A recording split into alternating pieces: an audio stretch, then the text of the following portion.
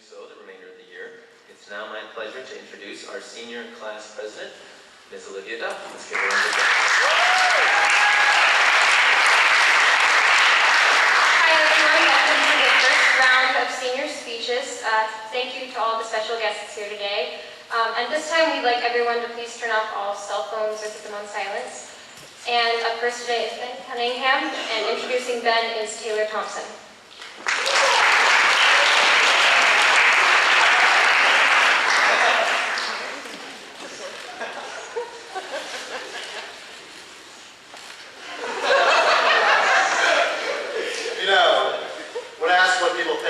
Words such as gifted, exceptional, bright, talented, diverse, over-involved, respected, leaderish, gifted, and exceptional come to mind.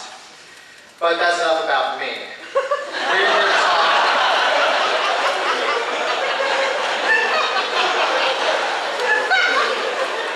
We are here to talk about President Benjamin Miles Hobart Cunningham. I know I'm in a unique situation. I am here as the one introducing the president. But let me tell you something. I've earned it. I have been friends with Ben for the last 15 years.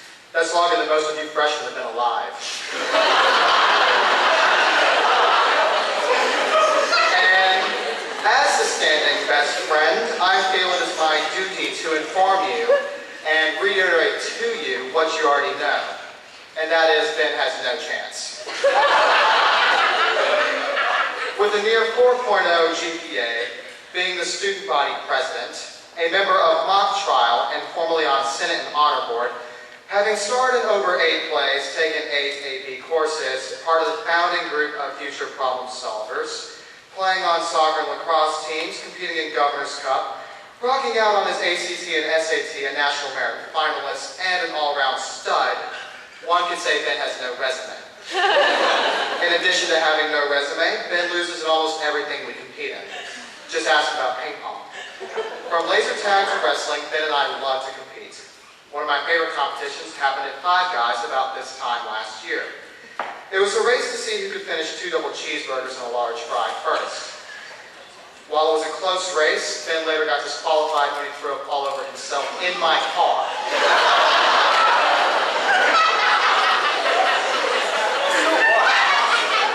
Since you are giving your speech today and you're probably a little nervous, I think it's time to forgive you.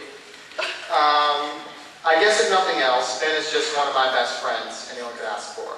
I'd say good luck, but luck is for the lesser man. So come up here and show us some serious swag.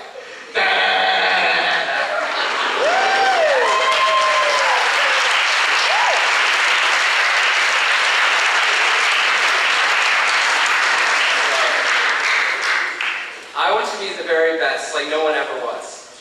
Yes, I know that line sounds very familiar to a lot of you right now. Well, it is the first line to the theme song of the greatest show that has ever been created, Pokemon. I'm here today to give the first of many senior speeches of 2011. When I sat down in those seats, like you all are doing today, I did what many of you do, or will do when your senior was talking. I constantly thought about what I was going to talk about for my speech. And I have many great things to talk about. I have 2 amazing and giving parents who have always done everything for me. I have the best brother ever, and if you haven't met him, you are not living life to the full potential. I go to an extraordinary school, and I have some of the best and most supportive friends that I could ever ask for. But in the end, all those things seem to pale in comparison to Pokemon. Pokemon has continually affected who I am. Pokemon, for all of you noobs out there, is basically like if a divine power were to craft its own children's TV show by using mutated animals that have superpowers. In actuality, it is a television show that places itself in an entirely different world, where super fighting mutated but cute beasts called Pokemon replace the boring animals of the normal world. And people catch and domesticate these animals and pit them against each other to fight. Even though that sounds a little bit cruel, it is a very fun-loving and jovial show. It induces children's growing thirst for competition. People become so insanely addicted, like I did, with Pokemon, that it branched up to every media that a child could ever get their hands on, including action figures, multiple video games, card games, and movies. Oh, and for those who need visuals, don't worry, I have hundreds of Pokemon cards. It's my collection. Just my little banner. I sleep with that. Every night. I also have an intense love for the trading cards. And I say trading cards because no one actually knew how to play the game. They're just really shiny and cool looking. I probably spent hundreds of thousands of my parents' hard-earned cash, and it was totally worth it because I have the sweetest collection that anyone could ever see. One great philosophizer, Blake Hewig, once said, "Pokemon is not a fad, it's a lifestyle." I don't think that this quote could be even more true. The Pokemon Game Boy games, especially, have continually stayed with me since I was 5 years old. Many would agree that it's like a drug addiction, and it's impossible to stop playing until you finish it. I personally last obsessively played Pokemon in China and during the interim trip. What else was I supposed to do during those long traveling hours? Actually talk to people? It's absurd. I also call a certain friend, who shall remain nameless, by actual Pokemon names. I call him Growlithe, and he calls me Geodude. Do you call that weird? Maybe. Kinda is. So yeah, I just talked about Pokemon for 5 minutes straight. Am I embarrassed? Not really. Why? Because I love it, and there's no reason to be embarrassed about things you love. And are a lot of you judging me right now?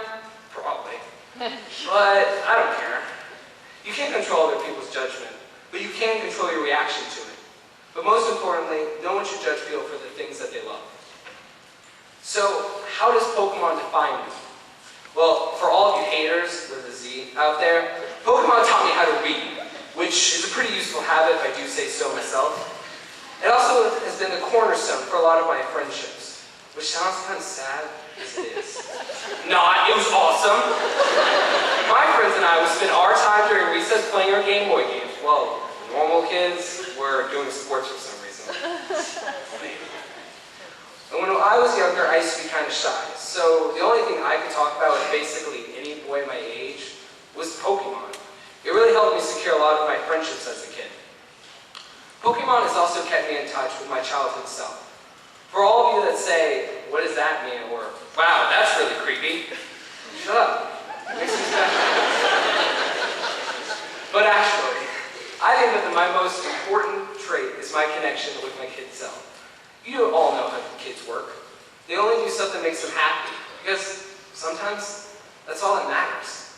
They do the things that they enjoy, instead of caring about other people's expectations. And really little kids don't ridicule someone else for being different.